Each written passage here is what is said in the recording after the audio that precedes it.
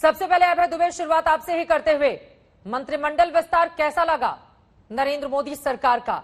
और उत्तर प्रदेश पर खास ध्यान रखा गया है। जिन 7 नए चेहरों को तवज्जो दी गई है उनमें 3 ओबीसी, 3 SC/ST और 1 ब्राह्मण चेहरा।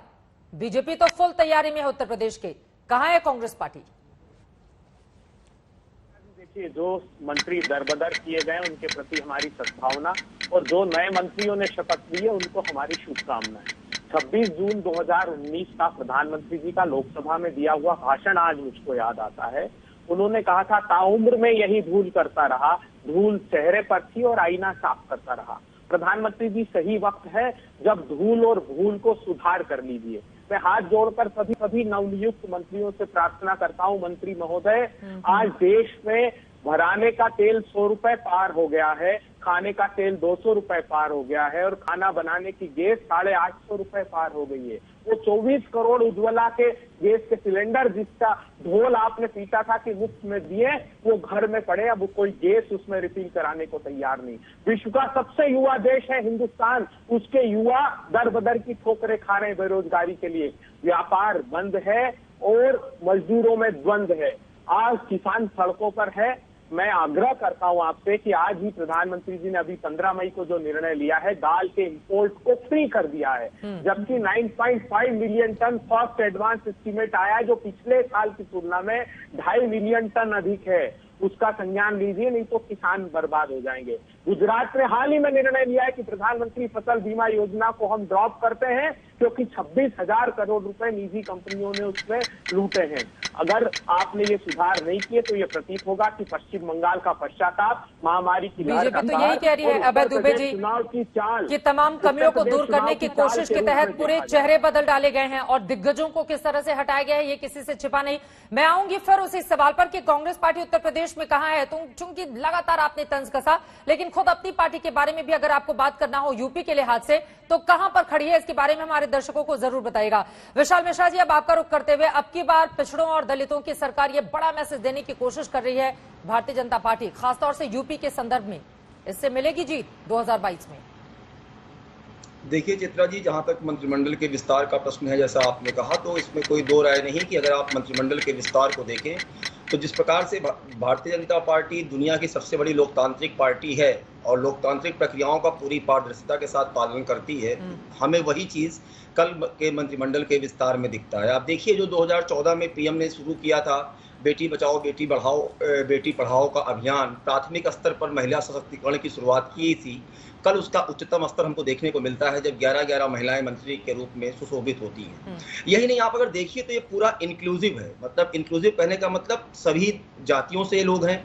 ओबीसी से हैं 27 लोग, 8 लोग एसटी समुदाय से हैं, 12 लोग एससी समुदाय से हैं।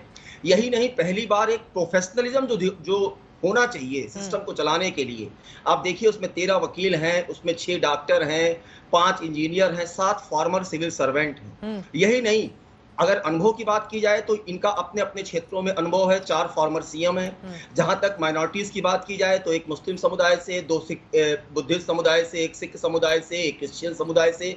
तो आप कह सकते हो कि जो समावेशी, जो लोकतांत्रिक, वास्तव में लोकतंत्र होता क्या है, उसकी जो खूबी क्या है, हाँ। वो परिवारवाद के बजाय आज सबको जब एक लेकर चला गया। और यही नहीं, अपने जितने घटक हैं, मतलब एनडीए जिससे बनती है, उन घटकों को भी बराबर का तवज्जो दिया गया। और पहली बार इतिहास में इतने लोगों को ओबीसी समुदाय से मंत्री बनाया गया है। और यही नहीं, जो बनाया गया है उनके सब सेक्शन से भी एक लोगों को लिया गया है। चलिए ठीक है, लेकिन यूपी के संदर्भ में मेरा सवाल था विशाल मिश्रा जी की क्या इससे जीत मिलेगी? नुपुर शर्मा भी टीवी स्क्रीन पर दिखाई दे रही है, हमारे साथ जुड़ चुकी हैं। लेकिन उसके पहले अनुराग भदौरिया, सीधे आपका रुख करते हुए, देखिए पिछड़ों को काफी ज्यादा तवज्जो दी गई है।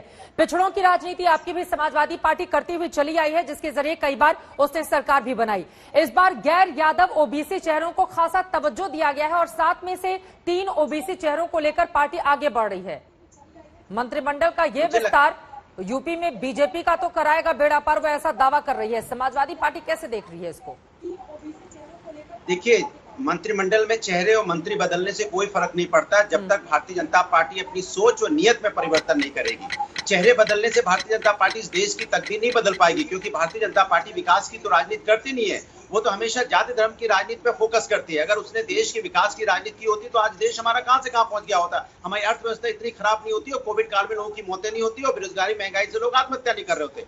भारतीय जनता पार्टी हमेशा समाज के अंदर में डिवाइड एंड रूल करना चाहती है। जब तक ये नियत भारतीय जनता पार्टी नहीं बदलेगी तब तक हमारा देश आगे कैसे बढ़ेगा। ये अपने चेहरे बदलते रहे, दिन पे दिन बदलते रहे, लेकिन उससे हमारे समाज को कोई फर्क नहीं पड़ेगा। भारतीय जनता पार्टी को समाज के अंदर में, समाज में सद्भावना की राजनीति करनी पड़ेगी और हर समाज को आगे ले जाने की बात करनी पड़ेगी। समाज के अंदर में विघटन करके और वो चाहते कि हम सत्ता पाले, इसकी राजनीति करेंगे तो नहीं चलेगा। आप एक व्यक्ति पे दो व्यक्ति की तो राजनीति होती है। यहाँ पे मंत्री तो नाम मात्र के होते हैं, सारी की सारी राजनीति पीएमओ से चलती है। इन मंत्रियों के पास होगा भी क्या, ये कुछ कर भी नहीं सकते। बन तो गए, उत्तर प्रदेश से 7 मंत्री बना दिए गए, लेकिन उत्तर प्रदेश इतना बड़ा है, 7 मंत्री वो भी राज मंत्री बनाए गए, बना के उनको झुंझुना पकड़ा दिया गया है। उत्तर प्रदेश की जनता समझदार है, वो सब जानती है कि उत्तर प्रदेश के साथ धोखा हो रहा है। भारतीय जनता पार्टी झूठी और जुमलेबाज पार्टी है, उत्तर प्रदेश के साथ अन्याय और अत्याचार कर रही है। आने वाले दिनों में जिस तरह से उत्तर प्रदेश में इन्होंने पंचायती चुनाव में और ब्लॉक प्रमुख के चुनाव में जो अत्याचार और तांडव जो सरकार ने अपनी मशीनरी का दुरुपयोग करके किया है, आने वाले दिनों में 2022 में जनता इसका मुंह तोड़ जवाब देगी और बताएगी